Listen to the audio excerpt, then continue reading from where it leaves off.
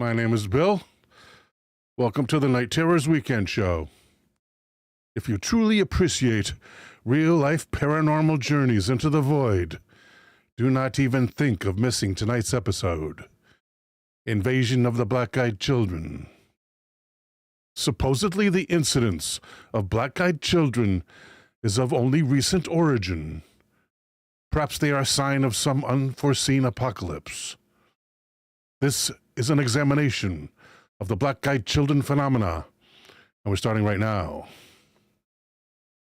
Elder Goat has arrived. Thank you, Elder.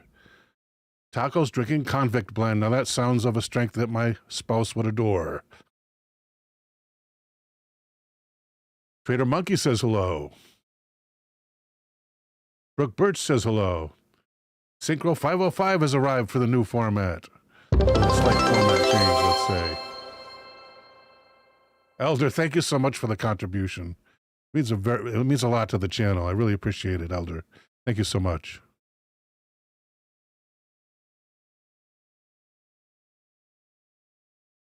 Taco says, I haven't seen those two black-eyed kids I saw some years back. Ooh, do tell. Let's see what our first reading is going to be here. Here's a, this actually I had to use the Wayback Machine to find this post to Cricket from Brian Bethel. I'm thinking maybe Brian Bethel. This may be Brian Bethel's. Brian Bethel may be the one who first wrote about the black-eyed children in the modern age. Let's find out. Shazbot says greetings.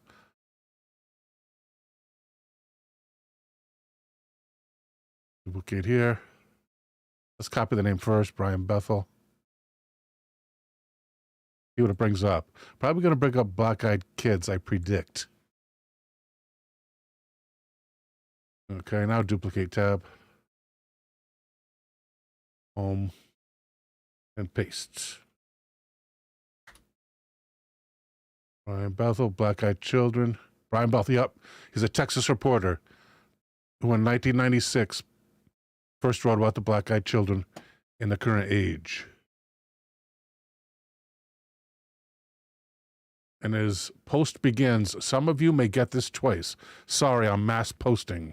My apologies. In short, for those of you in the know, welcome green tea.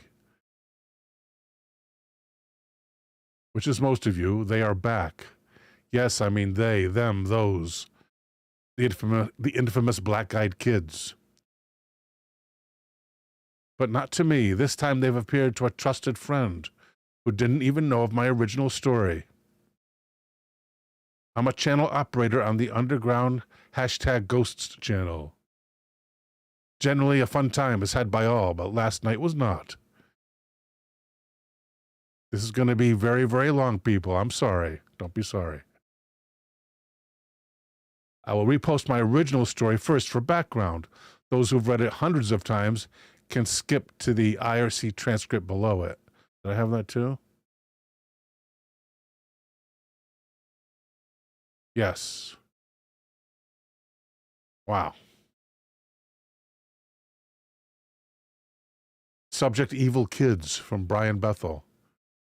He called them Evil Kids first, I guess. 16 January 1998. Welcome, Kanga Kong. Dondrup Dolma says hi. Welcome, Dondrup.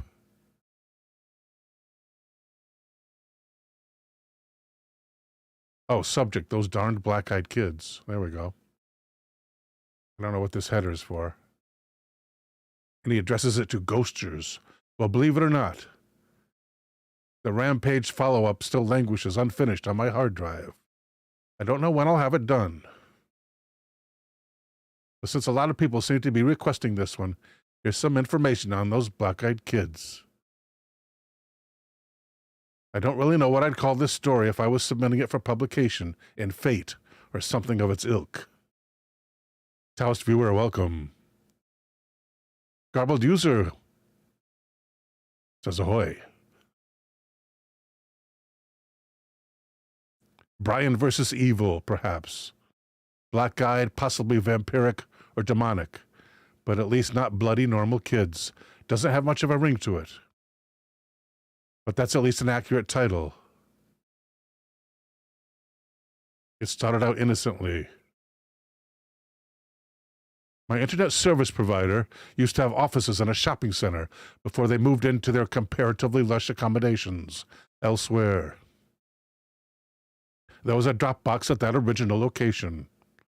The monthly bill was due, and thus there, but for the grace of the net, I went. It was about 9:30 p.m. From my relatively isolated apartments, it was about 10 to 15 minutes or so to downtown. Abilene has a population over 100,000. Right next to Camelot Communications' old location is a $1.50 movie theater. At the time, the place was featuring that masterwork of modern film, Mortal Kombat. I drove by the theater on the way into the center proper and pulled into an empty parking space. Using the glow of the marquee to write out my check, I was startled to hear a knock on the driver's side window of my car. I looked over and saw two children staring at me from the street. I need to describe them with the one feature that I didn't realize until about halfway through the conversation. Both appeared to be in that semi-mystical stage of life children get into where you can't exactly tell their age. Both were boys. My initial impression is that they were somewhere between 10 years and 14 years of age. Boy number one was the spokesman.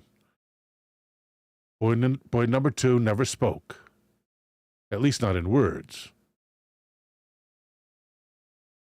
Boy number one was slightly taller than his companion, wearing a pullover, hooded shirt, with a sort of gray checked pattern and jeans. I couldn't see his shoes. His skin was colored olive, and he had curly, medium-length brown hair. He exuded an air of quiet confidence. Boy number two had pale skin, with freckles. His primary characteristic seemed to be looking around nervously. He was dressed in a similar manner to his companion, but his pullover was a light green. His hair was a pale orange. They didn't appear to be related.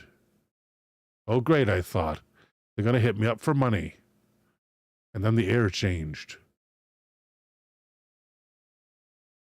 There was a change in perception that comes about, which I describe in the above manner. It's basically knowing that it's too late. So there was I, filling out a check in my car, which was still running, and in a sudden panic over the appearance of two little boys. I was confused, but an overwhelming sense of fear rushed in nonetheless. Taco says, I am sure I saw two black-eyed children at the local mall on Friday. Two boys. But when I turned around to look again, they were gone. They moved fast. The spokesman smiled, and the sight, for some inexplicable reason, chilled my blood. I could feel fight or flight response kicking in. Something was not right. I didn't know what it could be. I rolled down the window very slightly and asked, yes? The spokesman smiled again, broader this time. His teeth were very, very white. Hey, mister, what's up? We have a problem, he said. His voice was that of a young man, but his diction, quiet, calm, and something I still could not put my finger on, making my desire to flee even greater. You see, my friend and I want to see the films, but we forgot our money, he continued. We need to go to our house to get it. Can you help us out? Journalists are required to talk to lots of people, and that includes children. I've seen and spoken to dozens of them. Here's how that usually goes. Mister, can I see that camera? I won't break it, I promise. My dad has a camera. He lets me hold it. I guess I took a picture of my dog. It wasn't very good because I got my finger in the way. Add in some feet shuffling and her body swaying, and you got a typical kid talking to a stranger. In short, they're usually apologetic. People teach children that when they talk to adults, they're usually bothering them for one reason or another, and they should at least be polite. This kid was in no way fitting that mold. His command of language was incredible, and he showed no signs of fear. He spoke as if my help was a foregone conclusion. When he grinned, it was as if he was trying to say, I know something, and you're not going to like it. But the only way you're going to find out will be to do what I say. Well, was the best reply I could offer. Now here's where it starts to get strange. The quiet companion looked at the spokesman with a mixture of confusion and guilt on his face. He seemed in some way shocked, not with his friend's brusque manner, but that I did not just immediately open the door. He eyed me nervously. The spokesman seemed a bit perturbed as well. I still was registering something wrong. Come on, mister, the spokesman said again, smooth as silk. Car salesman could learn something from this kid. Now we just want to go to our house. We're just two little boys. That really scared me. Something in the tone and diction again set off my alarm bells. My mind was frantically trying to process what it was perceiving. Well, was all that I could manage. I felt myself digging my fingernails into the steering wheel. I finally asked, what movie are you going to see? Mortal Kombat, of course, the spokesman said. The silent one nodded in affirmation, a few paces behind. Oh, I said. I stole a quick glance at the marquee and at the clock in my car. Mortal Kombat had already been playing for an hour, and it was the last show of the evening. The silent one looked increasingly nervous. I think he saw my glances and suspected I might be detecting something that was not above board. Come on, mister, let us in. We can't get in your car until you let us in, the spokesman said soothingly. Just let us in, and we'll be gone before you know it. We have to go to our mother's house. We locked eyes. To my horror, I realized my hand had strayed toward the door lock, which was engaged, and was in the process of opening it. I pulled it back, maybe a bit too violently, but it did force me to look away from the children. I turned back. I offered weakly, and then my mind snapped into sharp focus, and for the first time I noticed their eyes. They were coal black. No pupil, no iris, just two staring orbs reflecting the red and light of the marquee. At that point, I know my expression betrayed me. The silent one had a look of horror on his face, and a combination that seemed to indicate A, that the impossible had just happened, and B, they had been found out. The spokesman, on the other hand, wore a mask of anger. His eyes glittered brightly in the half-light. Come on, mister, he said. We won't hurt you. You have to let us in. We don't have any weapons. The last statement scared the living hell out of me, because at that point his tone was plainly saying, we don't need any weapons. He noticed my hand shooting down toward the gear shift. The spokesman's words contained an anger that was complete and whole, and yet contained in some respects a tone of panic. We can't come in unless you tell us it's okay. Let us in. I ripped the car into reverse. Thank goodness no one was coming up behind me, and tore out of the lot. I noticed the boys in my peripheral vision and stole a quick glance backward. They were gone. The sidewalk by the theater was deserted. I drove home in a heightened state of panic. Had anyone attempted to stop me, I would have run on through and faced the consequences later. Now that's scared. I bolted into my house, scanning all around, including the sky. What did I see? Maybe nothing more than some kids looking for a ride. And some really funky contact lenses. Yeah, right. A friend suggested they were vampires. What with the old let us in bit, and my compelled response to open the door. That and we'll go see our mother thing. I'm still not sure what they were, but here's an epilogue I find chilling. I talk about Chad a lot. He's still my best friend, my best ghost hunting companion, and an all-around cool guy. He recently moved to Amarillo, but at the time this happened was still living in San Angelo. San Angelo? Never heard of it. Never heard of it. I called him and talked to him briefly. He had 2 female friends with him at the time, both professing some type of psychic ability. I started to tell him the story, leaving out the part about the black eyes for the kicker. One of the women, we were on a speakerphone, stopped me. She asked, "These children had black eyes, right? I mean, all black." "Yes," I said. I was taken aback. She said, "One night last week I had a dream about children with black eyes. They were outside my house, wanting to be let in. But there was something wrong with them. Took me a while to realize it was the eyes." I hadn't even gotten as far as them wanting to come in. "What did you do?" I asked. "I kept the doors and windows locked," she said. "I knew if they came in, they would unalive me." She paused. "And they would have unalived you too if you had let them into your car." So from this extra long post, we have 3 unanswered questions.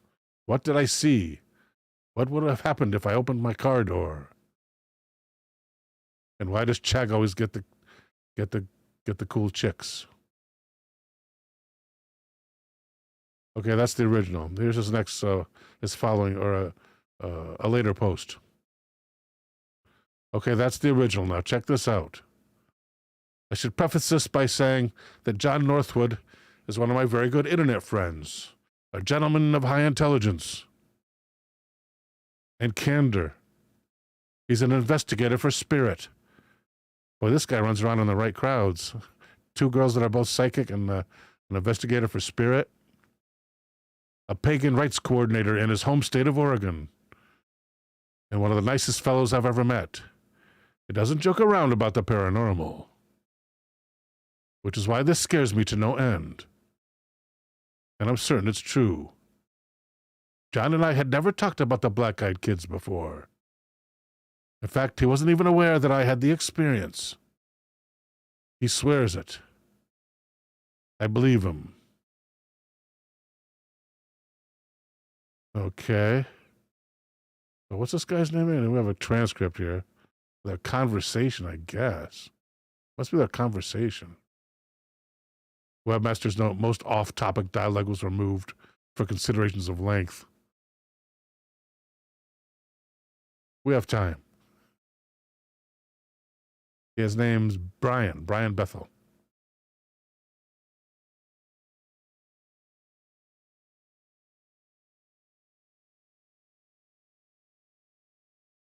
Brian and I had never talked about the black-eyed kids before. I said that already, John. I should have said, notice there his name was John. Oh, wait, here we are, John. And there's someone called Lycan. It doesn't say who Lycan is. Isn't that special? It's a 4-way conversation. There's also Nancy. You didn't set it up very well.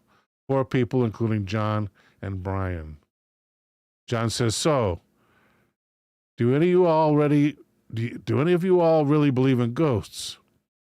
Or for that matter, kids with funny eyes. Lycaon says, kids with what? Brian says, John, you know I do. And I believe in kids with funny eyes, too. Did you see some? Nancy says, well, I guess I believe in ghosts. And I've seen kids with funny eyes. John says, yes, I saw one a week ago, downtown Portland, at about 11:30 p.m. Lycan says, I believe in ghosts, kids. Well, I believe in ghosts. Kids like the ones from the Village of the Damned? Brian says, indeed. Tell us, Master Northwood. Lycan says, it was like a bunch of 6 to 8-year-olds with glowing white eyes. I thought, wait a second. Yeah, John comes up later. So John didn't answer. Lycan answered him instead. Maybe Lycan was with John at the time? Brian says, oh, glowing white eyes. The children he saw had black eyes. Assuming, of course, they had any eyes at all. Wait, 5 people. Hellraiser says. Ah, I remember that, Brian. I remember you telling it. Lycan says, Jesus. Brian says, it was disturbing. Lycan says, just regular kids, but with black eyes. Then John re-enters the conversation. I was in downtown Portland, Oregon, after a seminar series on software development. I grabbed a bite of dinner about 10 p.m., and when I left, it was about 11. I grabbed a bite of dinner about 10 p.m., and when I left, it was about 11. You just said that. It's repeated. The line's repeated for some reason. I got into my car, locked and belted up, and just started the engine when someone tapped on my window. Brian says, this sounds familiar.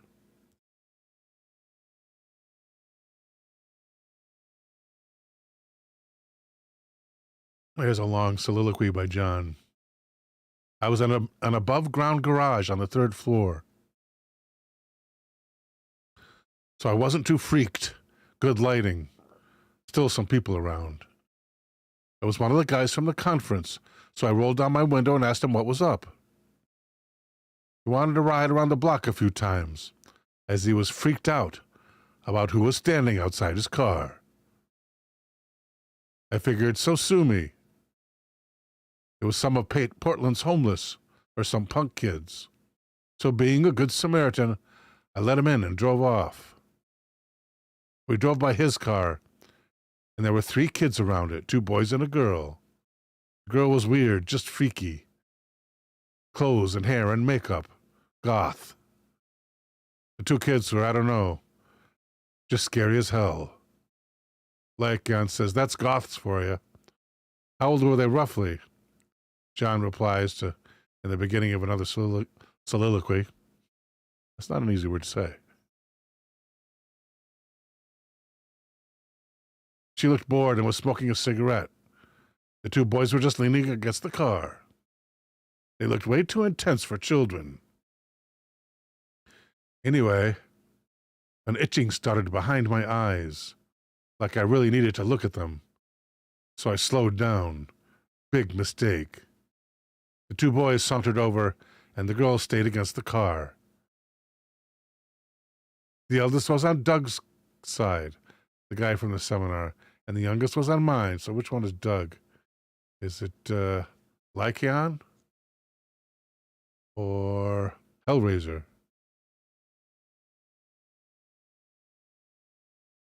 I made sure the doors were locked. I love those electric locks. And asked why they were standing around his car. The young one said, It's scary out here all alone. We just want to ride home. The eldest one said.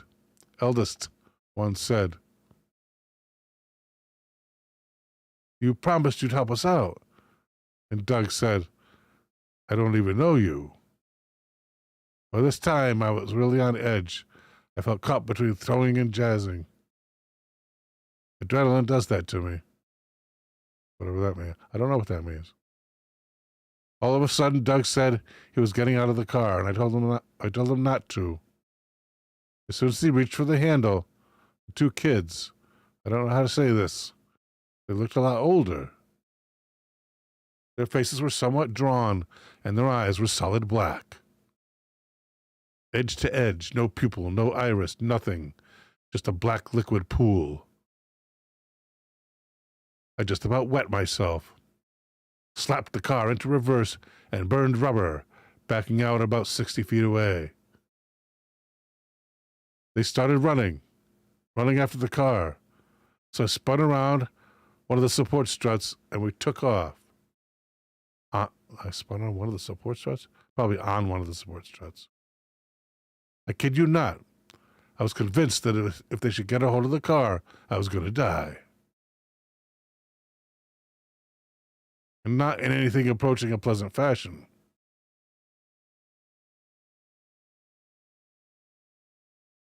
I need convict coffee. Anyway, the oldest was at the bottom of the garage and we came out and almost made it to my side door. Lycaon says, preservation instinct. John says, we'd gone down from the third floor doing 30-ish. Wow, 30 miles an hour in a parking garage? Yeah, that's pretty fast. What's the fastest I've gone?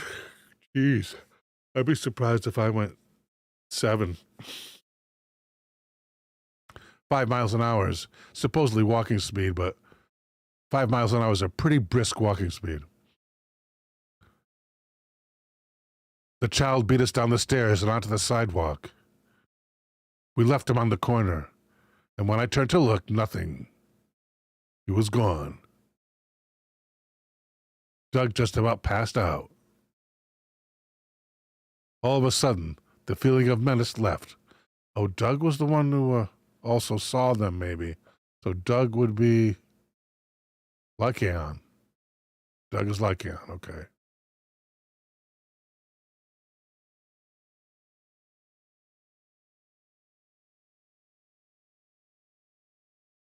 Lost my place. All of a sudden, the feeling of menace departed. Doug says, I've never heard of sighting those entities in human bodies, though I've had my speculation on the fact that it could happen. Did you ever go back there? No, he can't be Doug. No, Hellraiser says, did you ever go back there? So Lycaon is Doug. Hellraiser, did you ever go back there? John, we went back about 10 minutes later. Nobody was around his car either. He got out, got in his car, and drove home. He said that he had met the young one earlier in the evening and had said he would take him home. Had even given him a short ride in his car to the seminar and told him to visit. Told him to wait. Wait. He can visit while he waits.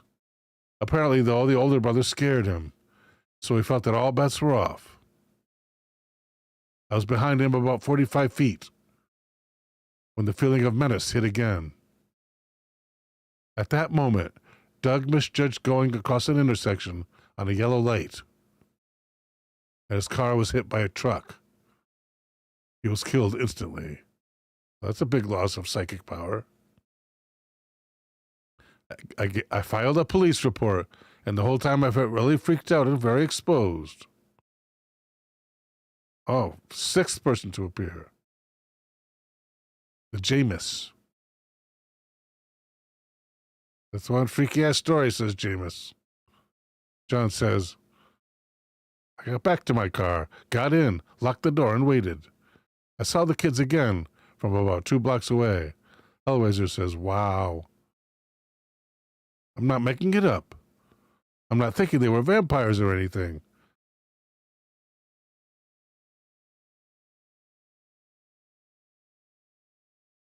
He says, but they were not as pale. They were not as skinny. And they felt a damn sight more menacing. I left quickly.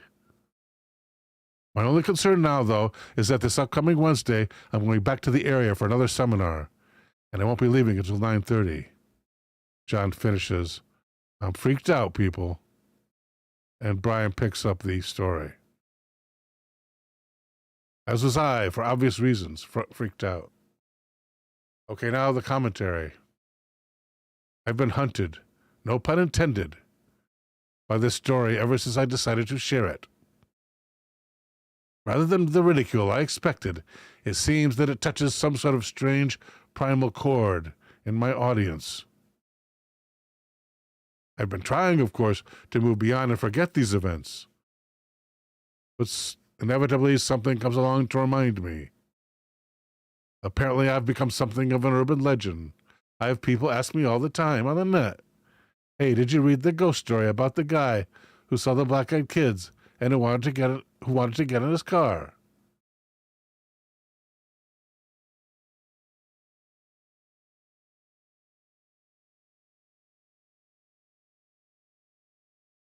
That's not good. Rapine is here. Welcome, Rapine. Video helps keep me awake. No, we're not. I have a secret weapon. Nicotine.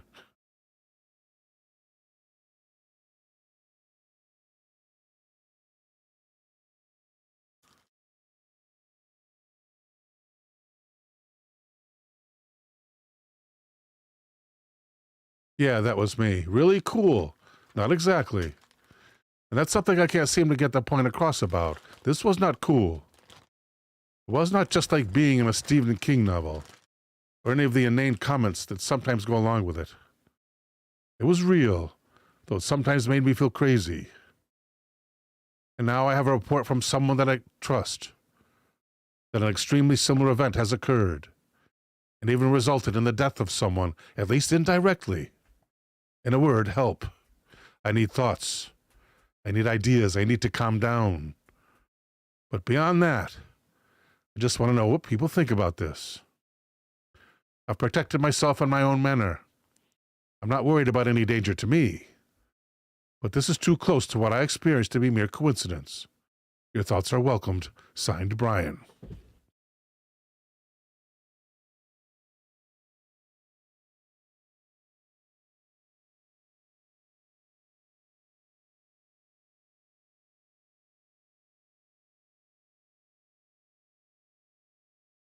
Next up. Couple traumatized after terrifying encounter with Canuck Chase's black-eyed child. Green Tea says the new format. We all stop and do 20 push-ups when Bill nods. Snack Time says, oh no, it's taco. Yeah, my snack causes cancer, unfortunately. Supposedly 20 times as cancerous as smoking cigarettes.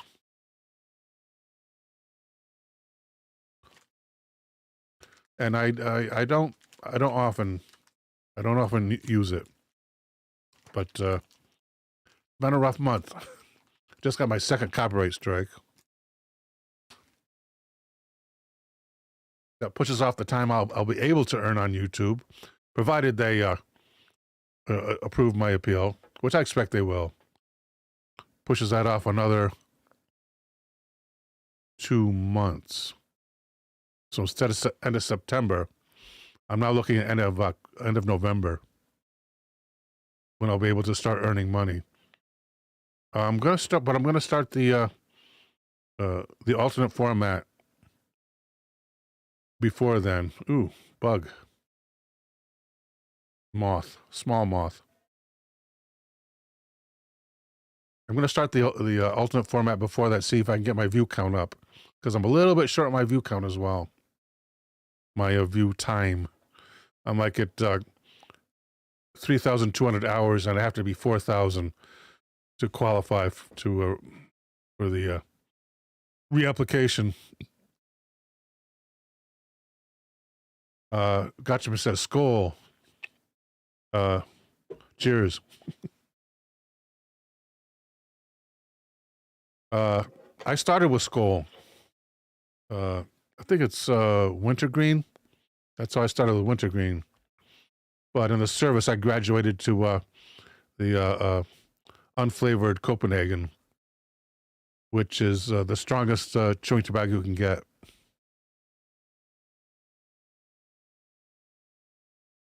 Taco says, my father used to smoke cigars.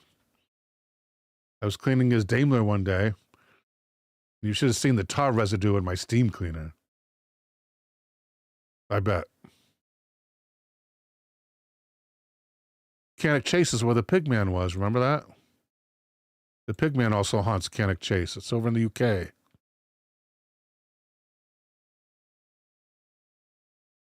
Who was this by? By Kelly Ashmore, senior reporter, and Samuel Hodgkiss.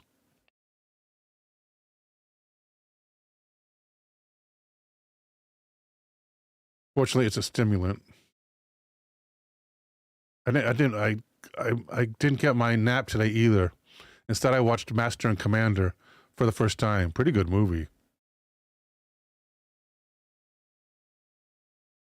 Keep me updated. No thanks. Teen's terrifying encounter with Cannock Chase's black-eyed child reads the caption of this photo. Just looks like a dark loop. Maybe closer up it'll look like something else.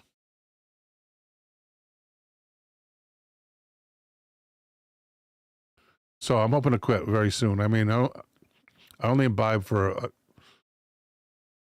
2 or 3 packs, you know, the equivalent of 2 or 3 cigarette packs, and then I'm good, you know. I can quit it. But yeah, a lot of stress this month.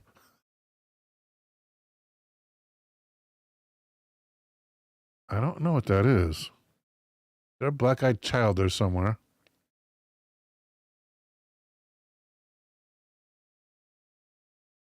That might be a head right there. And the shoulders. What's this dark thing behind it? Maybe that's the head there. The hair. The face. One shoulder, another shoulder. Why is it against a dark, dark background, though?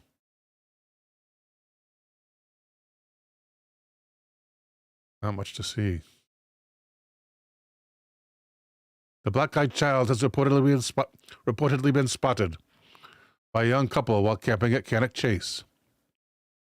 The couple claimed a giggling, ghostly girl encircled their tent. That would be circled their tent. Encircled implies you're all the way around something. Circled their tent before moving in ways humans simply can't move. And then she hid behind trees. So she's behind a tree here? Looks like she's between 2 trees.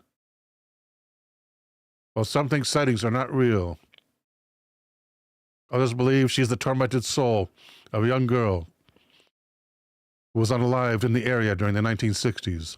There have been sightings reported in the Staffordshire forest of her since the 1980s. Staffordshire.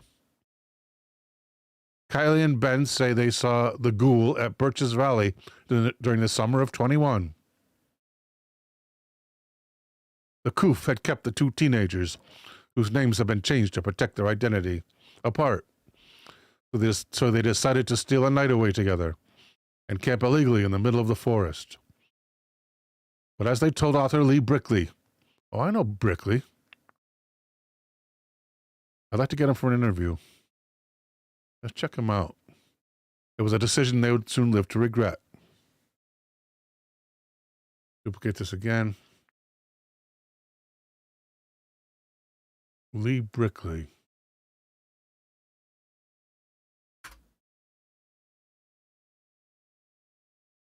Here's one of his books. Ghost Hunter's Guide to Cannock Chase. Lee Brickley, books, biography. Brickley is an investigator and author with more than 24 titles in publication, covering true crime, ancient history, the paranormal, and more. Born in England, he's been a professional writer for more than 2 decades.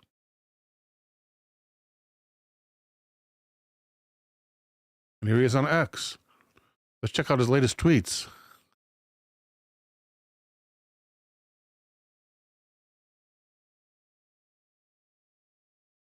We get his picture too. Google, I guess. I don't know what my sign-in is. I'll just do Google, I guess.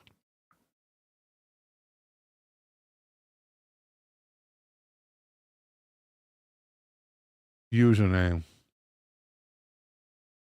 Verify identity by entering the username. Got to be at NightTerrors, right?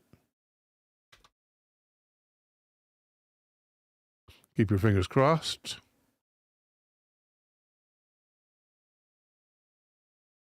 Again. It's not good. Incorrect. Please try again. I like Chevy 1976. No. How about Chevy 76? How about Chevy Impala 1976? No? How about that? How about 76? Oh, can't get in that way. Sign in. Let me try this. No, I can't get in. I can't get into X. Sign in as Bill.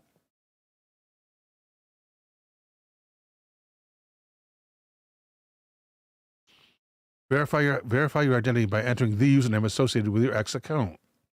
Your username starts with an @ symbol.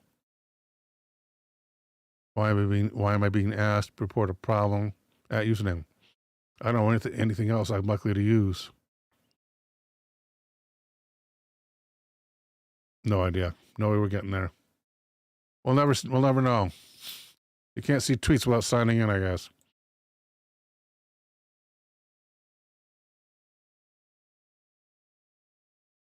The youngsters, who were 17 at the time, recounted their ordeal to the supernatural investigator.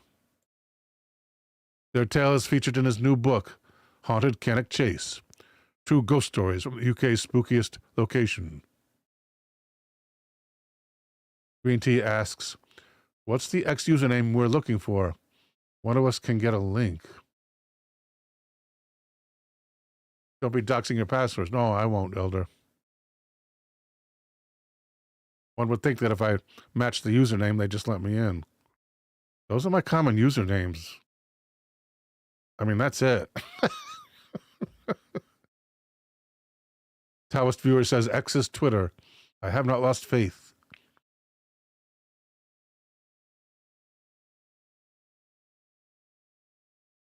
Their tale is featured in his book. It was around midnight when teens heard something moving around outside their tent. Thinking it could be a deer, they remained still and quiet, not wishing to spook it. But when they realized they were hearing footsteps, they unzipped the tent to take a peek. Oh, there you go. That's a very small hand. Definitely a child.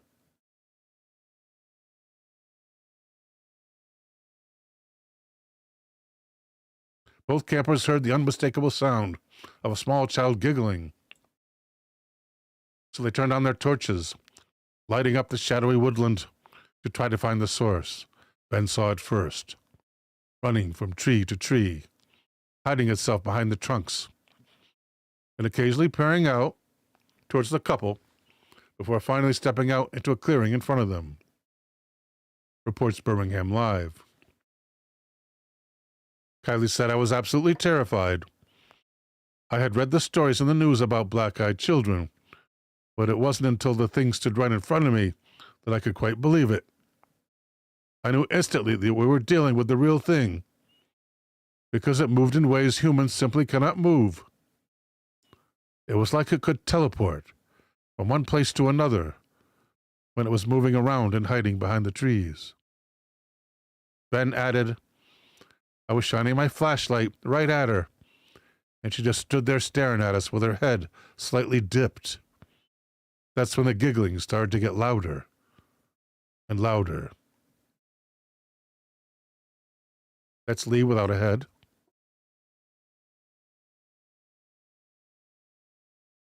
It really sounded like it was coming from all around us, even though I could see she was right in front of us. It was disorienting. Then she bent down for a moment as if adjusting her shoes, stood back up, and ran off down a nearby path to a dense section of trees. The frightened pair huddled together in their tent, waiting for the sun to rise. What time did it happen? Doesn't say. Does not say. When they emerged at 7 a.m., they found piles of stones evenly placed around the perimeter of their tent. Now that's encircling. And strange stick formations hanging from trees, which looked like dream catchers. Slightly shaken, they packed up and started the 15-minute walk back to Ben's car. Suddenly, Kylie spotted a small child with black eyes, peering back at her from behind an oak tree. And Kylie screamed. Ben said he shouted, "Leave us alone," as the pair ran off towards their vehicle. Author Lee has been looking into the spooky goings-on at Cannock Chase for the last decade and has released 4 books about his findings. He believes he had his own encounter with the black-eyed children in Birches Valley back in 2018. He said, she appeared about 100 meters in front of me. She stared right at me for about 30 seconds, then vanished without a trace. He also claims to have witnessed someone in an old soldier's uniform walk into the German war cemetery. They have a German war cemetery? Oh, an English cemetery for the German war? What is that? German war cemetery. Duplicate. Home. Near Cannock Chase.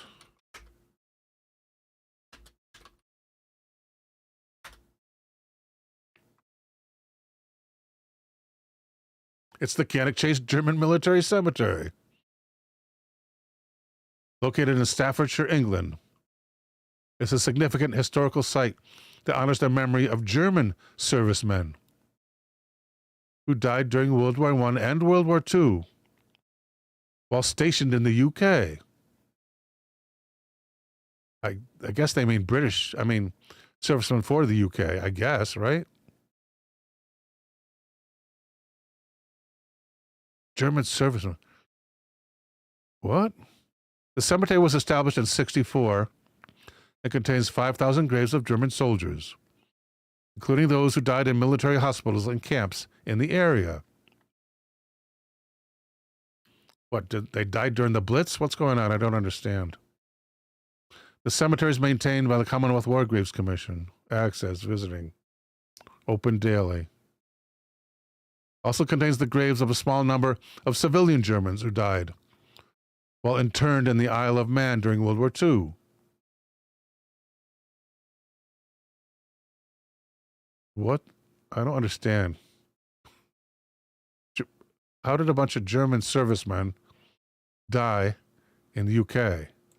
Unless they were serving for the UK, right? Anybody know? I looked to the chat.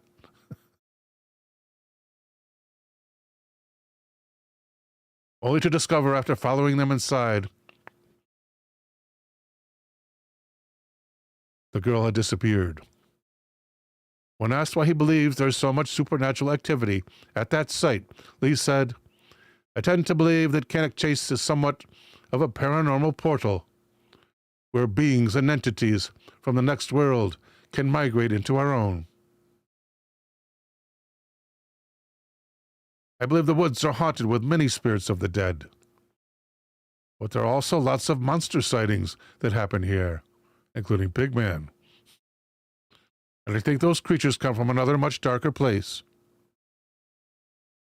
34 years old at the time of this article. He lives in Cannock. And it took him 6 months to write his book. He said it contains the best and most interesting paranormal encounters reported to me during the last year, although some of them happened at various times during the last 20 years.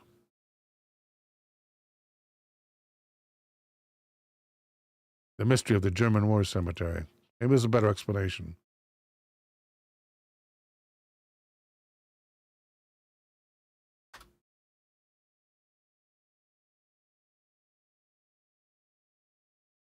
Located in the Netherlands, one in the Netherlands. It's the only German war cemetery in the country. Contains the graves of over 32,000, or just under 32, including German soldiers who died during World War II. Well, yeah, they were in the country, though, right? They invaded. Yeah, they invaded the Netherlands. SS and war criminals, Dutch collaborators, and Wehrmacht volunteers. Wehrmacht, army volunteers from other countries. Volunteers for the German army. Open daily.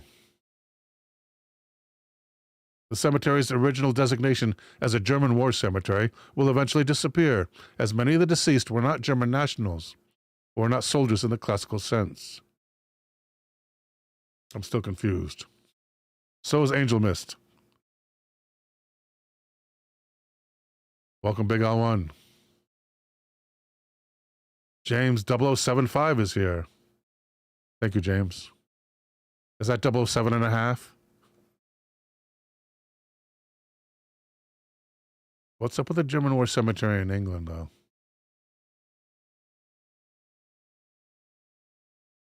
Cannock Chase.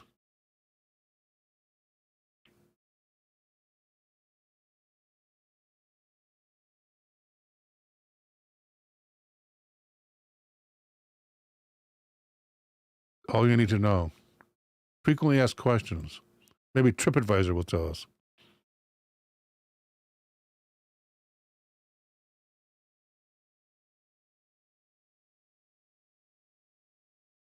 Those who lost their eyes during the World Wars. Prisoners of war?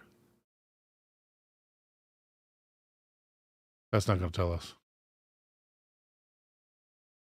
Gotcha Man says it was POWs and Air Force pilots that crashed during the bombing raids. Thank you, Gotcha Man.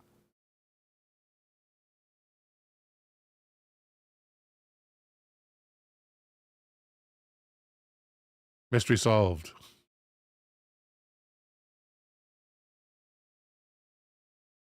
That's it for that article. Next up, from realghoststoriesonline.com. What are the black-eyed children? Good question. This is 3 horrific real stories of black-eyed children, published by Tony Bruschi. No, it's not how you think. B-R-U-E, Bruschi. In 2015.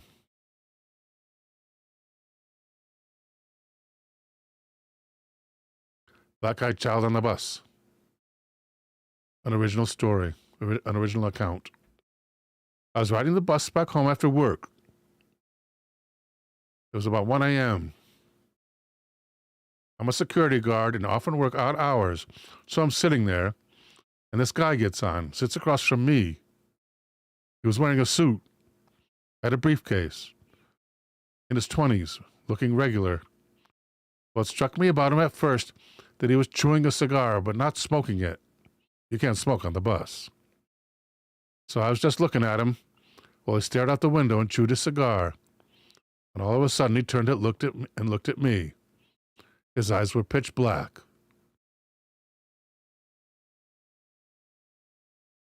Guy wearing a suit doesn't sound like a child, though, right? Black-eyed children on Halloween.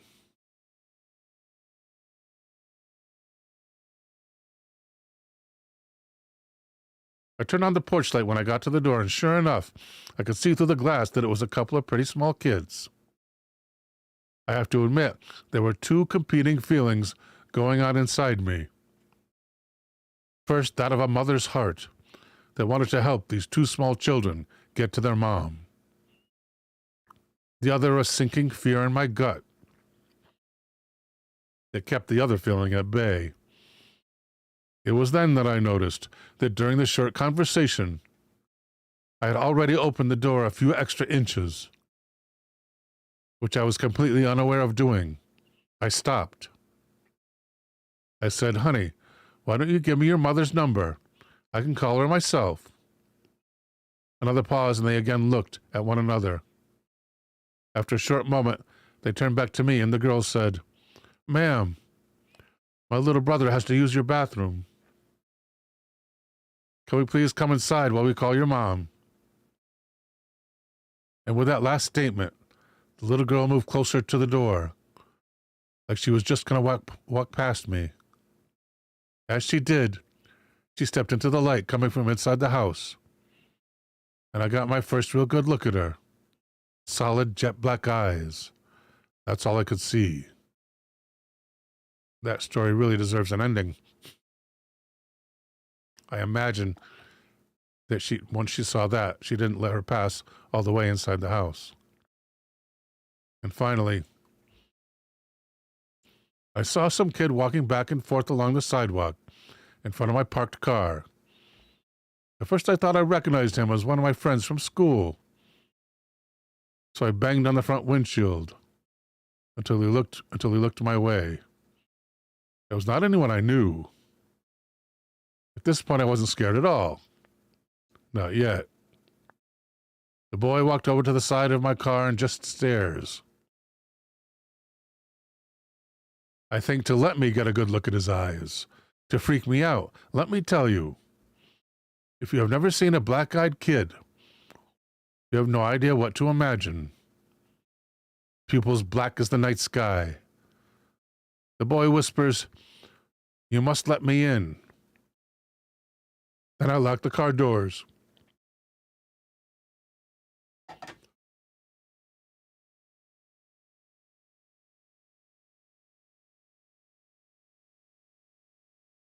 Coffee. And duck down into the space below the seats. 5 minutes later, he was gone. When my mother got into the car, she told me a boy with black eyes had come into the hairdresser's, insisting for my mother to give him the keys to the car. She refused. Original story, it says. What happens if you click on original story?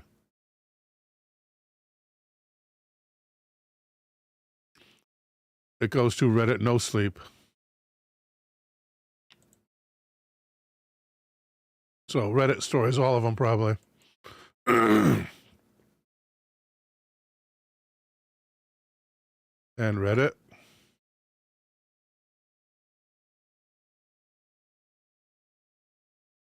And Reddit. Should have credited the users and the writers. They should have. I should have. Next up at discover.hubpages.com. A story by Jan Stepan.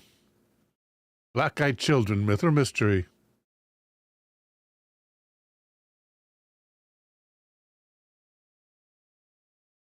What are black-eyed children?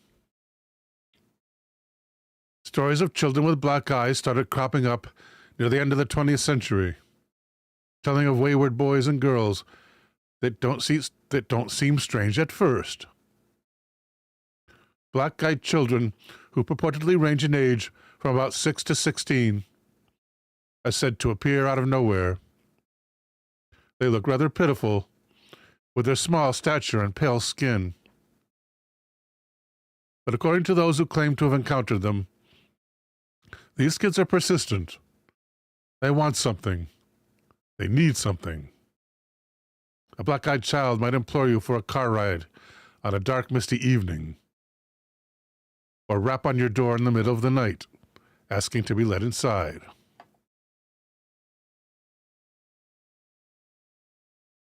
How could any kind soul turn a helpless child away?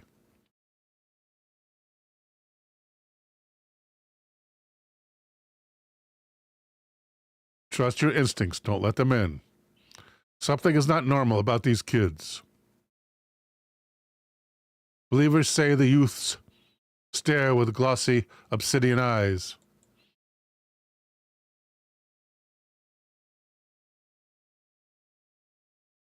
It seemed to mine the mortal soul, sparking sudden terror.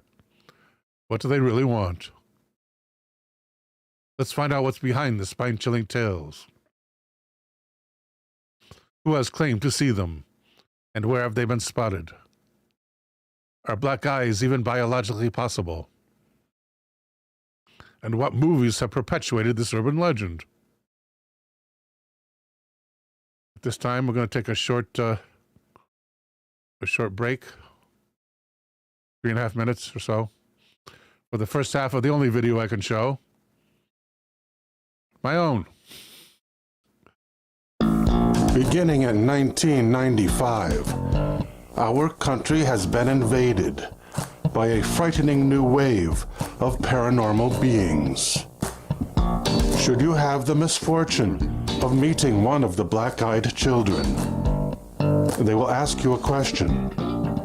Your answer to this question just may determine whether you live or die.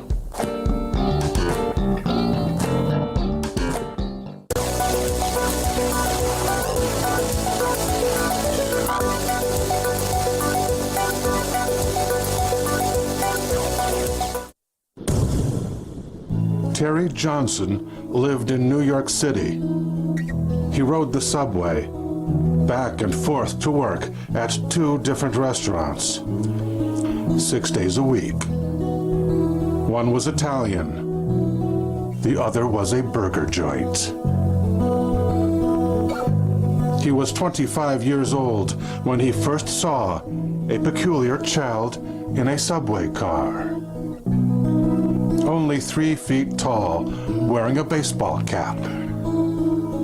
The youngster wore his cap visor down, like an army soldier. Other than that, Terry thought it was a normal 10-year-old, until it looked back at him. Its eyes were shiny and wet, like the eyes of a lower animal. After that, the kid basically ignored him. The child sat there, expressionless, head straight, no matter what happened. He never turned his head. He was always on the subway in the afternoons. Terry even got used to him, and when his fear subsided, he grew curious. He decided to follow the kid. He was not stalking a child. He was observing some kind of robot.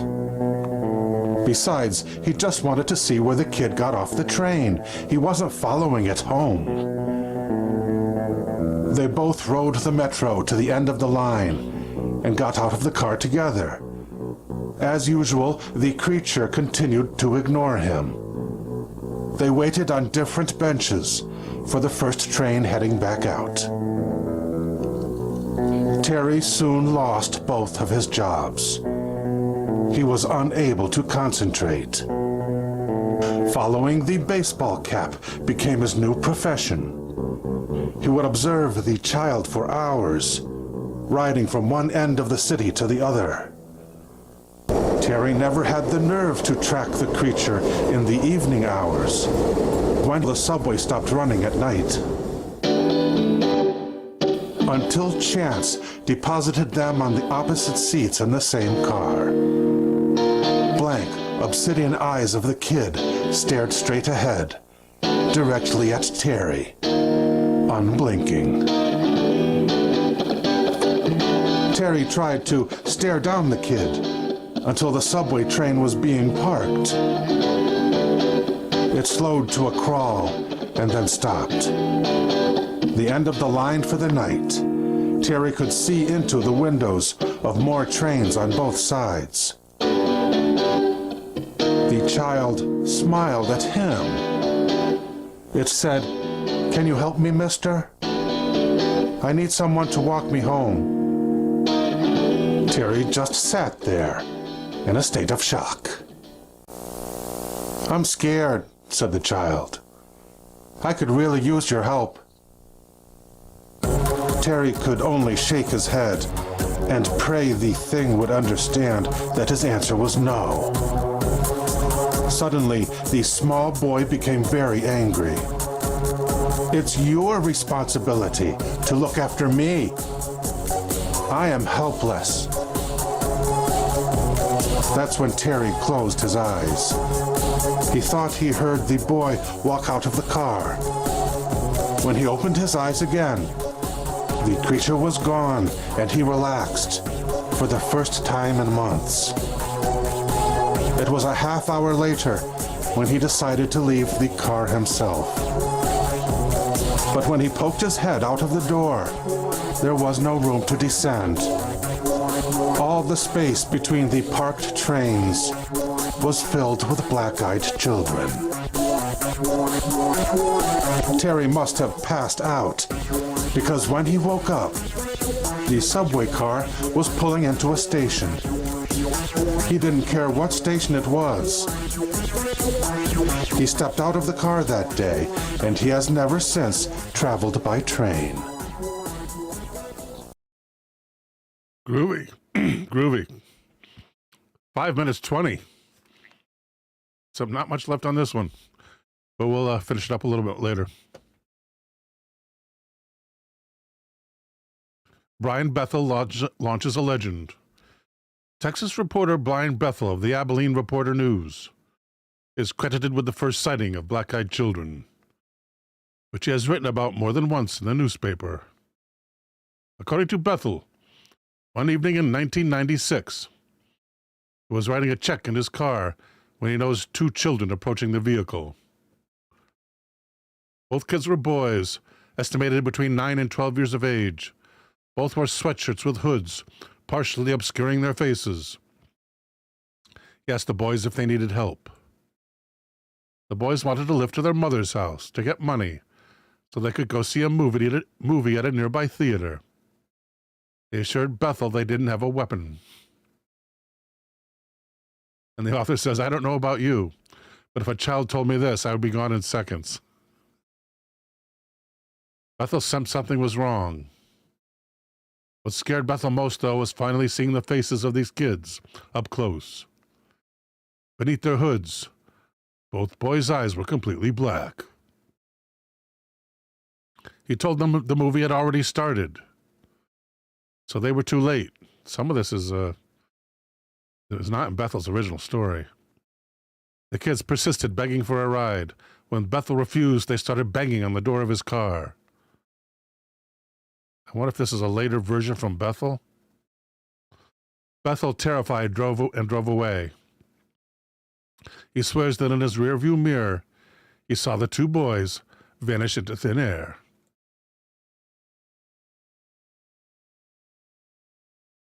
A fatal visit in Vermont. Vermont has become a veritable hotspot for black-eyed kids. Numerous residents of the state have come forth online over the years, with tales ranging from bizarre to deadly.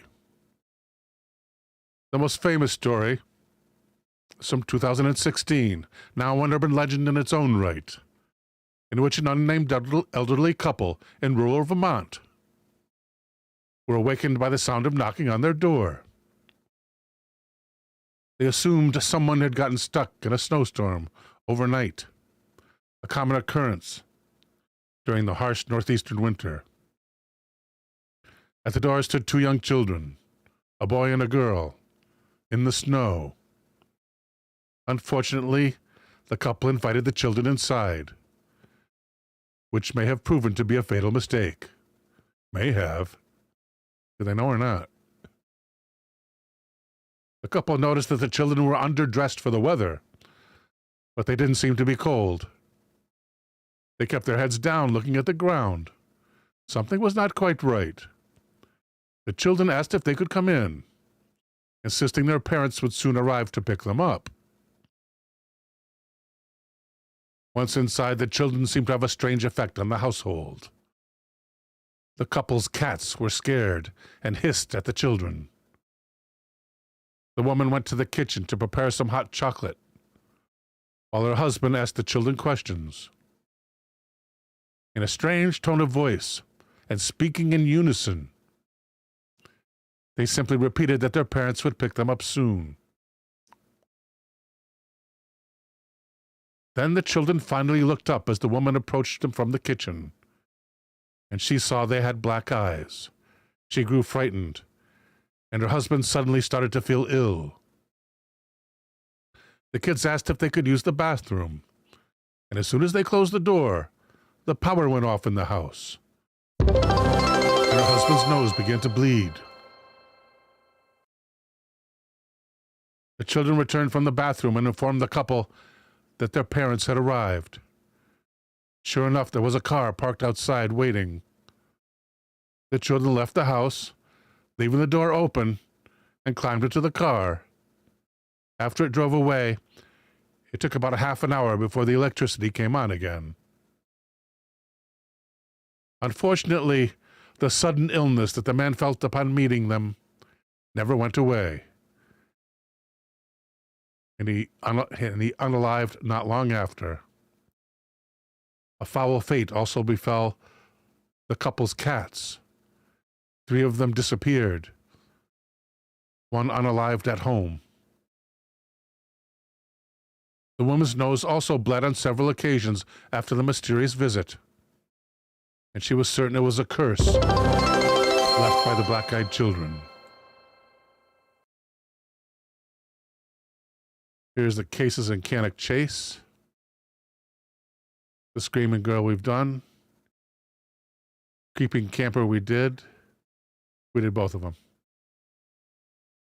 Are black eyes biologically possible? Specific genes determine human eye color. Thank you, Mr. Science. By regulating the amount of melanin pigment present in the iris, the colored part of the eye. Depending upon the amount of melanin present, human eyes can range in color from light blue and gray to hazel and dark brown. Black is not biologically possible. Interestingly, green is the rarest of all human eye colors. What does that have to do with the story? Nothing. A rare health condition that can make a person's irises appear black is called aniridia, which is defined as a partial or complete absence of the iris. In effect, these people's pupils are so large that they displace their irises altogether. I've never heard of that malady. This condition causes poor vision and increases the person's likelihood of losing their sight. Aniridia does not affect the white part of the eye. Biology aside, human ingenuity has made it possible to simulate entirely black eyes with contact lenses, covering the entire visible portion of the eye and rendering it jet black or any other color of the rainbow. Black's the color of the rainbow? Films featuring black-eyed kids.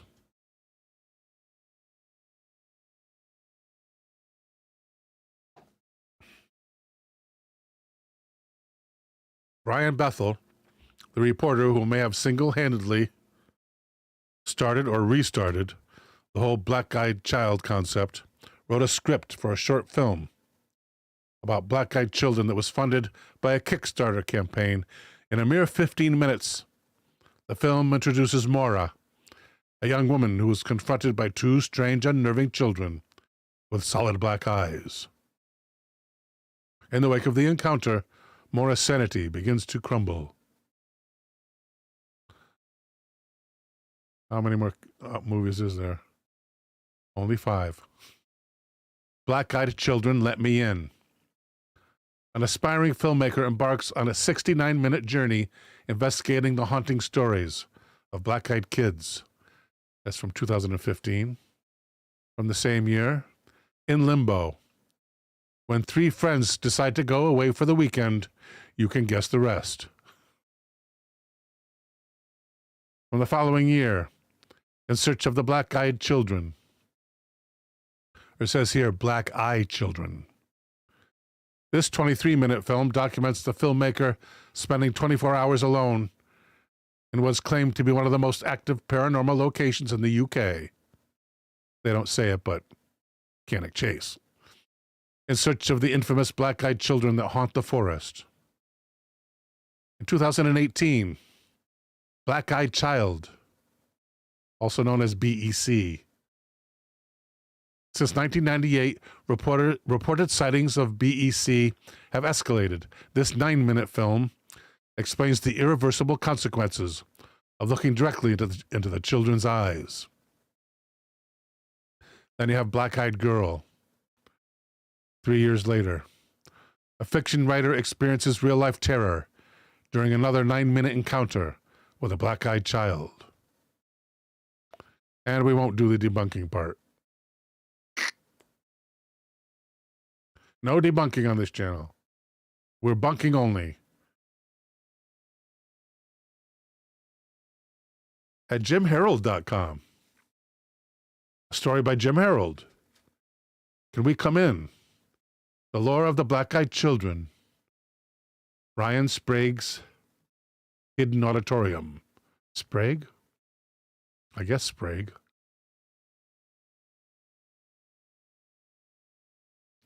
A Paranormal Brain Test article.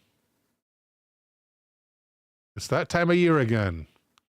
The time when we drool over pumpkin-spiced lattes, wiggle our way into the old autumn sweaters, and glue our eyes to televisions to watch the Peanuts special about the great pumpkin Charlie Brown. No, that's my own addition. Glue our eyes to the television to watch countless horror movies and under a full moon. But for those of us who find ourselves researching the paranormal, this is just another typical day for our curious minds. And while my previous article for the Hidden Auditorium focused on the possible crypto-cousins of the Greys, I thought this time it would be interesting to cover another topic that involves black-eyed beings of the human persuasion, or so it would seem.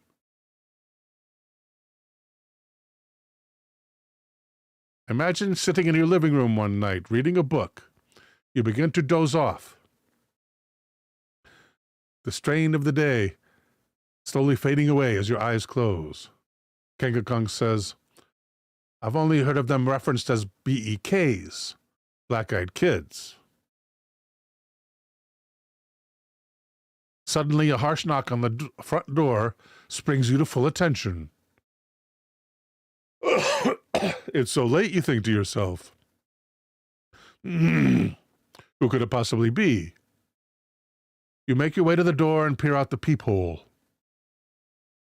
This guy's front door has a peephole? Is he in an apartment building? Otherwise, you just look out the window of the door window, right? There's a dark silhouette of a small figure in your distorted view. Nowadays, we have, what do they call it? The cameras on the door with a ring cameras. You open the door, assuming this is a child. You're right.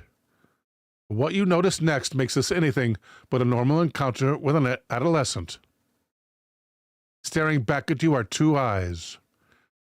But they are not the average iris, pupil, or sclera you are used to seeing. The sclera is the white part of the eye.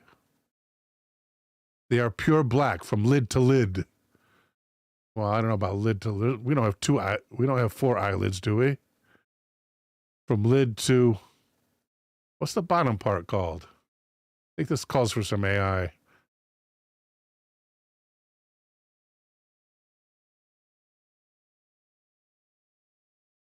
If the eye is covered at the top by a lid, comma, what is the bottom part of the eye called?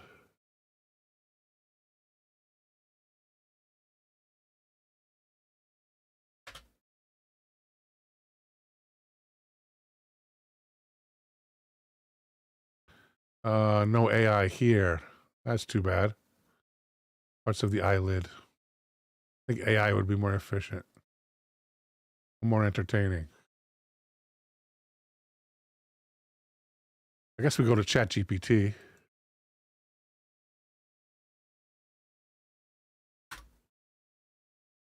Thank you, Panky. And where's the login? Start now. There we go.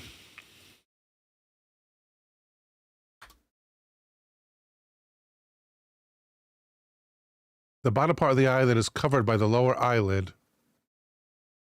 Lower eyelid. They call it a lid.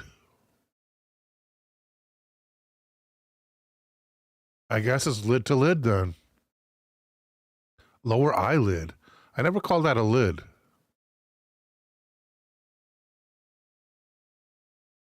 But is covered by the lower eyelid is called the inferior fornix, or the lower eyelid margin.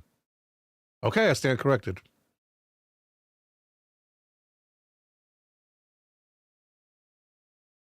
Kanka Kong says, told ya. Synchro says, lens cap.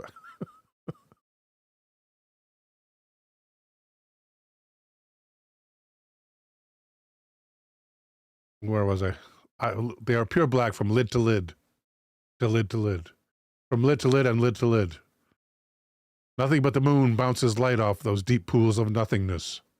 You shudder, trying to take in this unusual sight before you. That's when you realize that standing behind this child are two more figures. They move forward slowly, their eyes identical to the leader. They wear simple clothes, perhaps a solid black hooded sweatshirt. It falls baggy over their unusually pale skin. The leader finally speaks. Can we come in? You stare at them, dumbfounded. Why would you let a child into your home this late at night? Where are their parents? They unintentionally, perhaps, answer your queries with blunt assertion. We're lost. We don't have anywhere to go. Please let us come in. You are sweating. You tremble. Adrenaline courses through your veins as you take stock of the situation. They continue staring at you with their soulless eyes.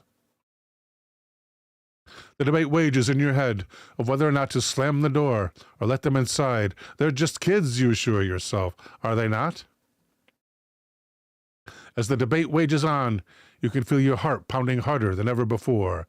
Something about this situation is not only unusual, it's downright terrifying. Please let us in. No matter what you do next, it feels like it's the wrong thing to do. You are left in your doorway, having just encountered what has been coined as an experience with the black-eyed children. This phenomenon spans continents. And with each passing encounter, these strange children seem to become more and more aggressive. But what exactly is it that they want? And what happens if you let them in? While once thought to stem from online urban legend, the black-eyed kids became a dark and disturbing sensation, stories cropping up all over the world, recounting terrifying tales of the children and their devious pleads for car rides or invitations into homes. It was now harder than ever to separate fact from fiction. The BEKs soon falling into the same skeptical box as Slender Man and other legends thought to be created online. And it all seemed to have begun with a singular encounter that sparked a phenomenon. And here they reiterate Brian Bethel's story. out of Abilene, Texas. I wonder how much this changes his story. Speed reading. Looked up to see hooded wet shirts covering their faces. Curly hair. I don't remember. Yeah, I guess he did say curly hair. For the kid with the olive complexion. Red hair and freckles. I thought he said orange hair. Their appearance sent fear through his bones.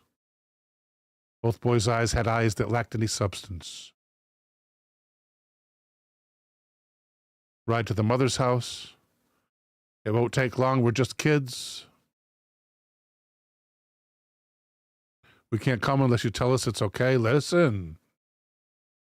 He drove away, quickly glancing one more time for the boys, but saw nothing.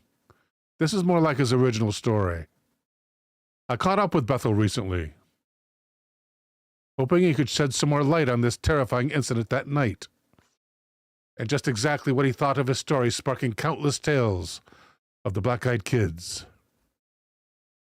My first inquiry was if the incident had instilled any type of paranoia or follow-up events of high strangeness, as had often been reported in other cases. He told me my sleep was greatly disturbed. I didn't want to sleep at all, actually. I felt unsafe. I kept having this fantasy of them appearing at the foot of my bed or waiting outside my front door. It was a rough few weeks, I'll say, and the effects linger to this day. The use of black eyes to symbolize evil has become a common trope in horror films and other media. I'm pretty sure it was a trope before his first Black-Eyed Kids posting.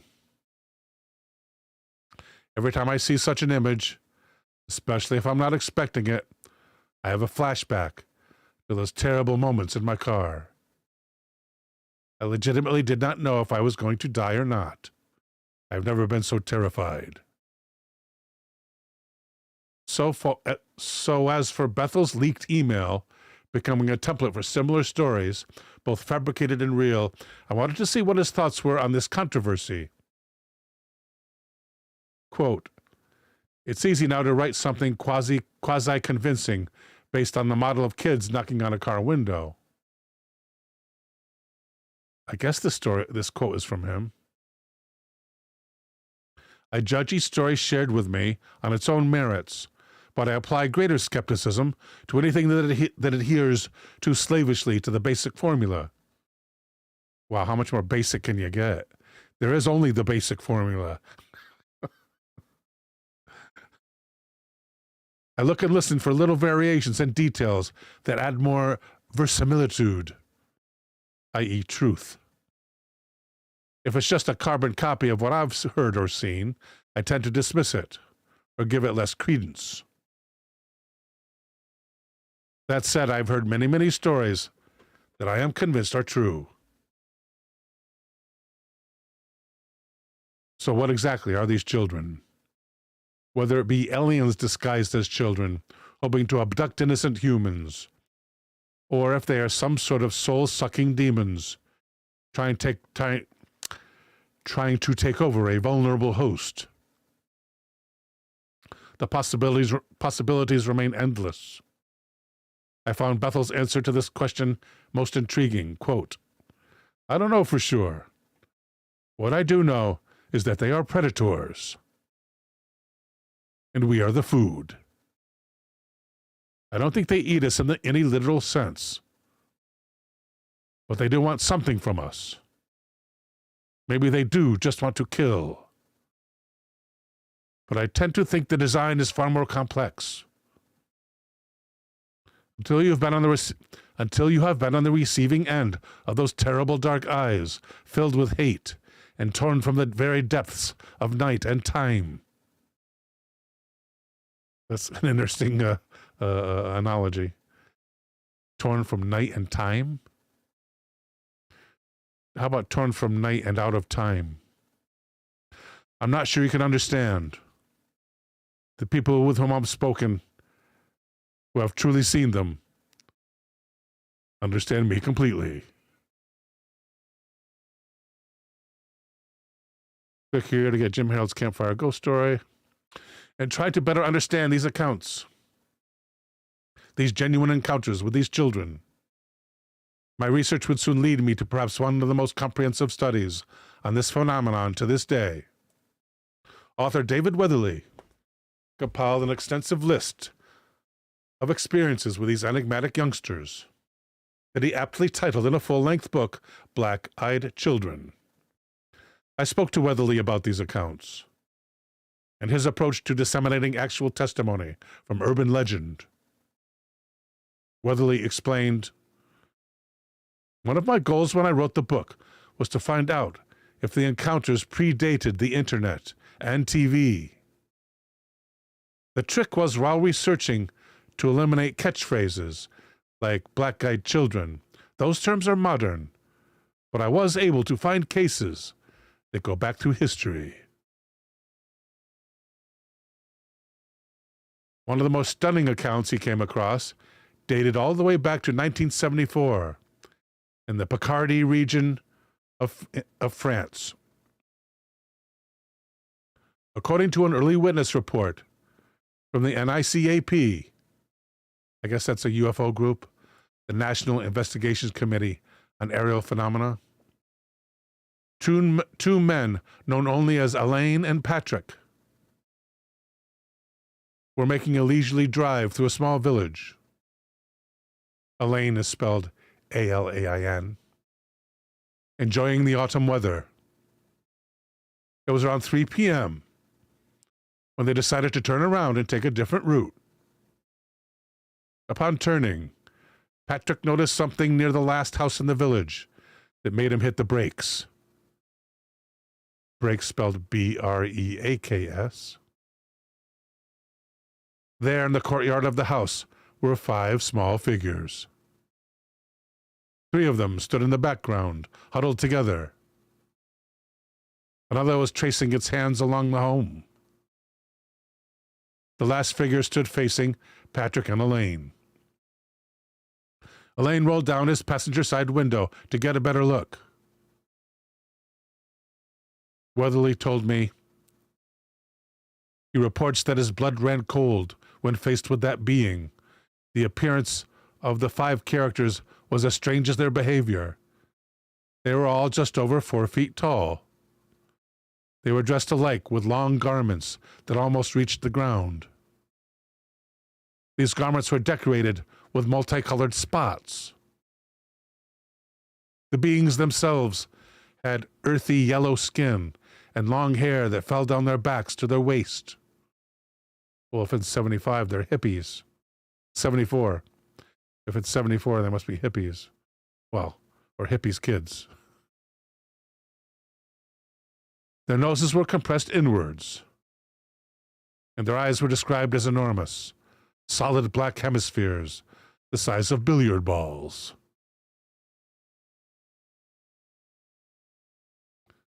Soon, the being closest to the car began to wave to Patrick and Elaine, gesturing them to come closer.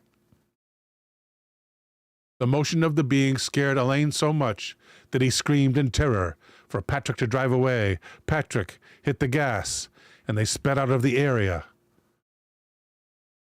not stopping until a nearby town. They told several locals of what they had witnessed. They returned hours later to find no sign of the small beings anywhere. Hours later they returned. How about a couple of days? Give it a couple of days.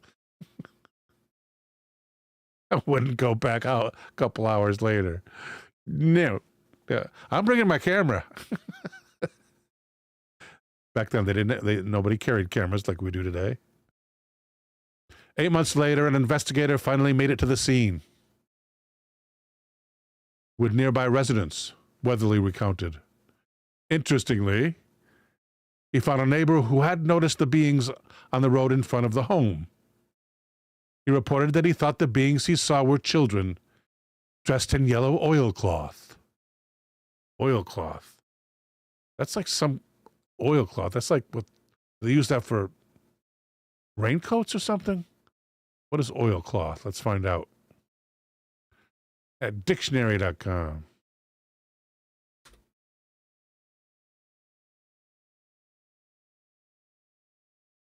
Oilcloth.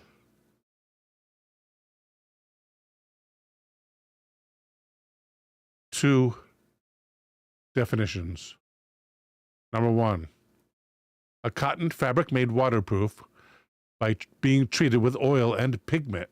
Oil and pigment. For use as tablecloths, shelf coverings, and the like. So not a raincoat. Or two, a piece of this fabric. So they were wearing something that the guys thought really wasn't a raincoat. Interesting. If that's a good definition. Ooh, what does the definition sound like? I mean, what's the pronunciation sound like? Is it a computer?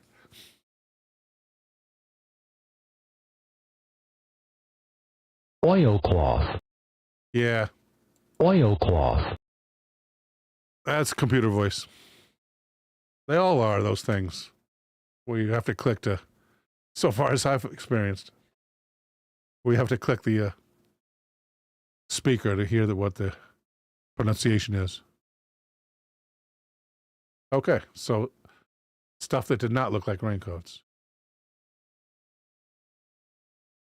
While this pre-internet account of black-eyed beings was intriguing, it did not fit the mold of the stories that littered online forums and fringe websites.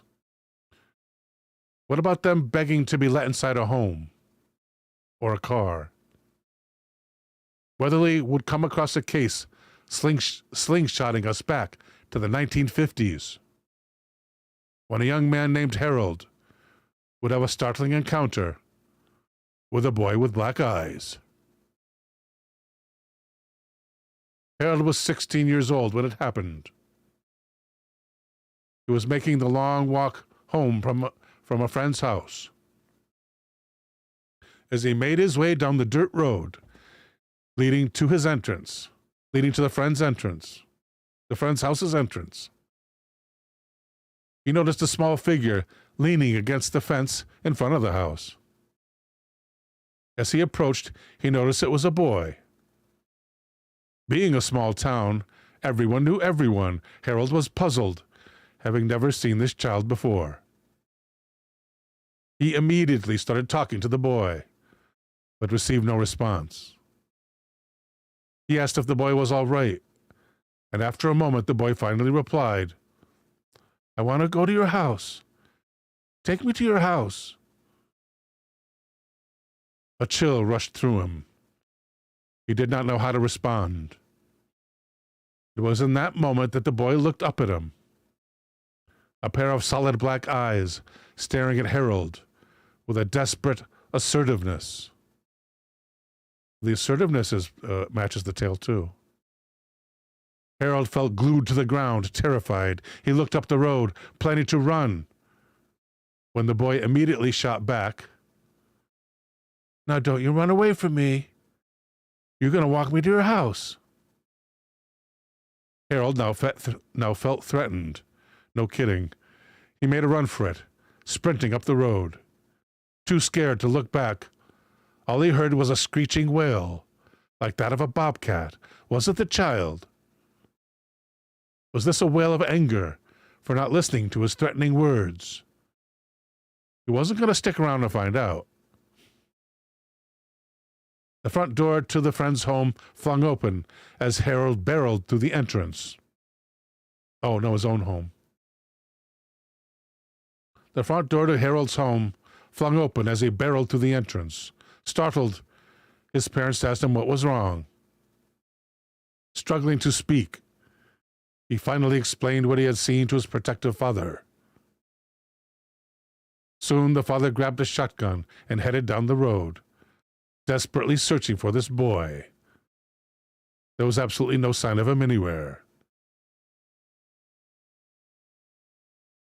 Really? Dad gets a shotgun, is going to kill it? Could be a real boy.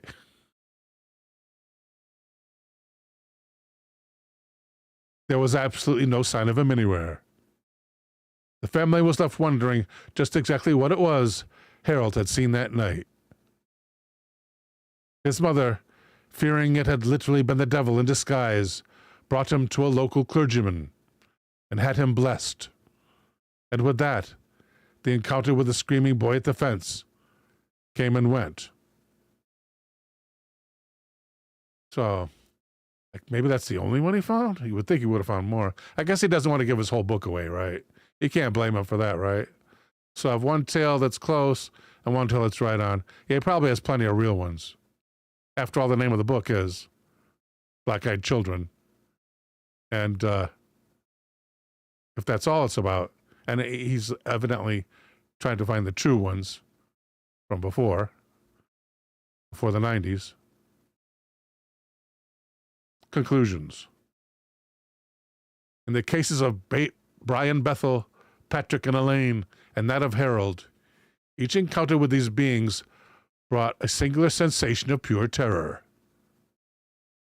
While strange in scope, these small children, unthreatening in size, more than made up for it with their sinister eyes and unexplainable persuasiveness.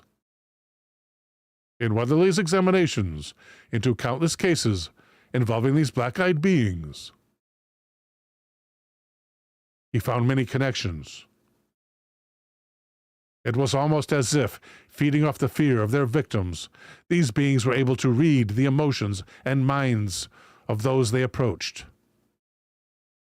In turn, they seemed to either try to calm them down or take the extreme route of threatening them. Or both. Either way, their goal of getting closer to the witness, whether in proximity or by literally entering a home or vehicle, was threateningly concise. They wanted in. They wanted to be in a home. Or perhaps even more terrifying, they wanted into the soul of those with whom they came into contact. There is no arguing that many accounts of these black-eyed children are fabricated, a digital game of telephone, tricking through each online forum, website, and message board. But the research done by David Weatherly proves that the black-eyed beings can be traced back to even that of ancient China, where accounts of a ghostly black-eyed girl, the ring, right? The ring. So that's based on ancient folklore. The black-eyed being in the ring. Interesting. Black-eyed beings can be traced back to even that of ancient China, where accounts of a ghostly black-eyed girl were often reported. Angered by her wrongful death, she would haunt local villages, terrifying vulnerable passers-by, and being a supernatural cause for natural disasters in her area. Other examples of folklore in Asian culture were also brought to the attention of Weatherly and his research. One can look at Japanese horror films that were directly inspired by ancient tales of demons and evil spirits, showing us modern-day versions of these apparitions in the form of children with black eyes. Weatherly states, there's a lot to indicate that these kids may be omens of ill fortune, or perhaps warnings of coming difficulty. Those who have reported intense and fearful encounters often say that prayer and spiritual protection are what they believed saved them from worse consequences. The tradition doesn't seem to matter, since reports have come from every religion and every walk of life. Well, he would know, doing research for the book. Weatherly would also tell me of one of the first accounts of a black-eyed being. This time it was in the form of a statue. Quote, I'm very intrigued by the Urfa man found at Göbekli Tepe, a strange humanoid figure carved 13,500 years ago. Whoever made this statue took the time to carve solid black eyes out of obsidian. I guess, and then install them in the statue, I guess, right? He installed solid black eyes made of obsidian in the statue. Countless people who have stood in front of this statue report a creepy, unsettling feeling. What? This must be something we can look at, right? If it's Göbekli Tepe. I never heard of a statue of a man at Göbekli Tepe. And you all know how much they have about Göbekli Tepe in the media these days.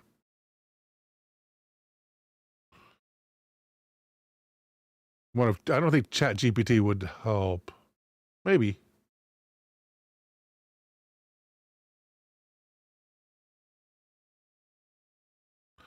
Was there a statue of a man found at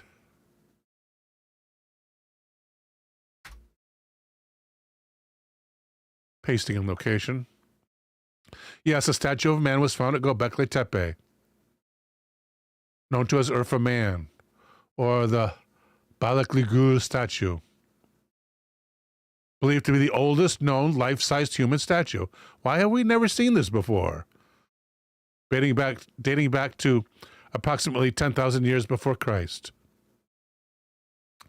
Made from limestone, depicting a stylized human figure with a slightly exaggerated head, large eyes, and a faint smile.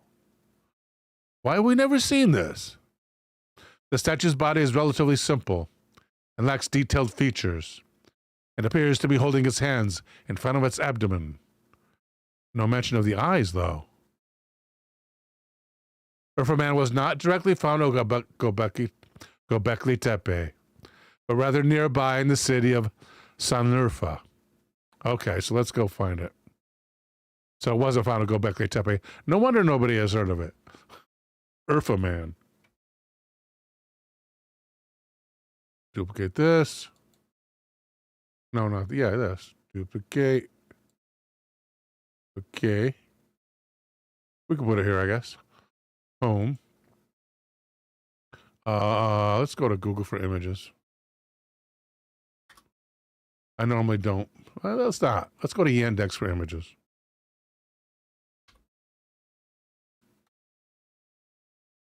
Images.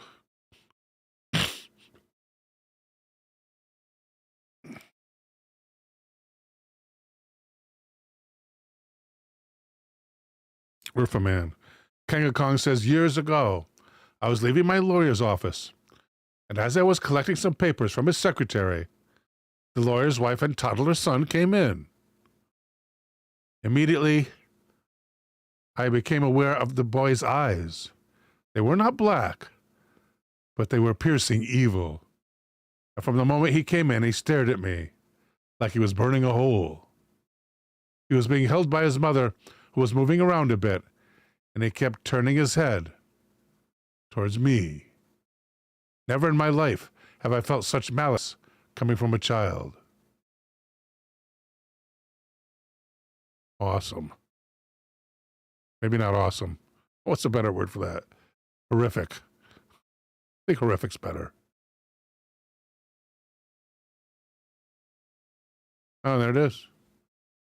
Check out that obsidian close up. And we'll take a look at the statue. Yeah, Yandex, you can give us cookies. Thank you. Okay, here, and open image, new tab. And here it is, actual size of the photograph. Oh, I pictured round obsidian, didn't you? They're square obsidian. Isn't that odd? But it's a man, huh? Let's see the full size. Cut it out, drag on, get out of my way. Urfa Man.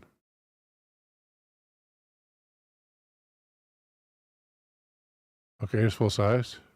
And it's huge. Good, good, good, good. Open it.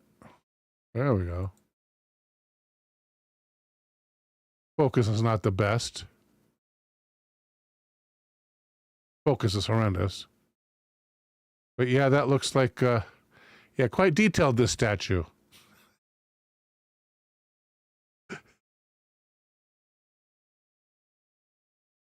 Quite detailed. Here's a better one, maybe.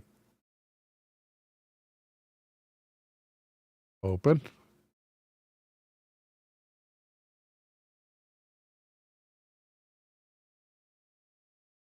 You really can't see the eyes closely anyway. But those hands do look like the Göbekli Tepe style. The hands do. Wow. 12 to 13,000 years.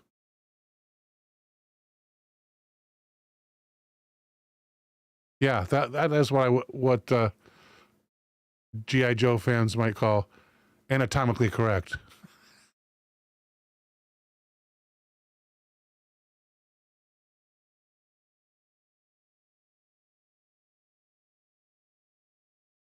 Could this lend credence, or more credence, that perhaps we are in fact dealing with an alien presence rather than ancient evil or ghostly apparitions? No matter the case, while these beings seem pure in their dark intentions, Brian Bethel would calm his own nerves with these words of warning. They are dangerous entities. To be sure, but we have something they don't, something they desperately want. I believe it is the light within us, the human soul, that they crave. Whether they wish to corrupt it or consume it, I don't know. But it is that very thing they desire that gives us the edge over them. It is something they apparently can't just take. Permission must be given, and in that is our strength. It's good advice in general, but beware who you follow into your life. But beware who you allow into your life. And don't open doors for just anyone. Be discerning. Be aware. Be safe.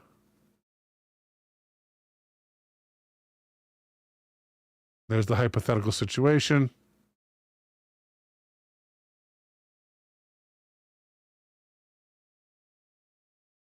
They don't really stay promised to tell, well,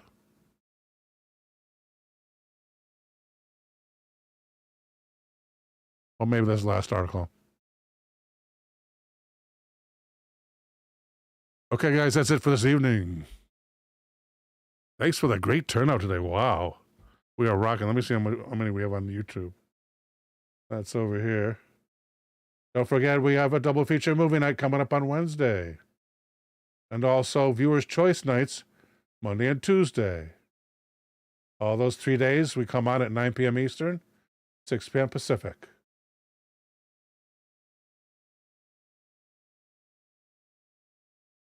Oh, I got to do my producer list.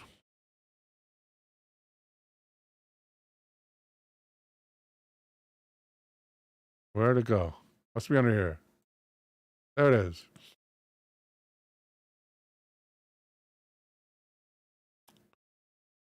And producers, please. Where is it? Over here? Yeah. No. Oh, here. Please. Please. Don't delete. Thank you. And go.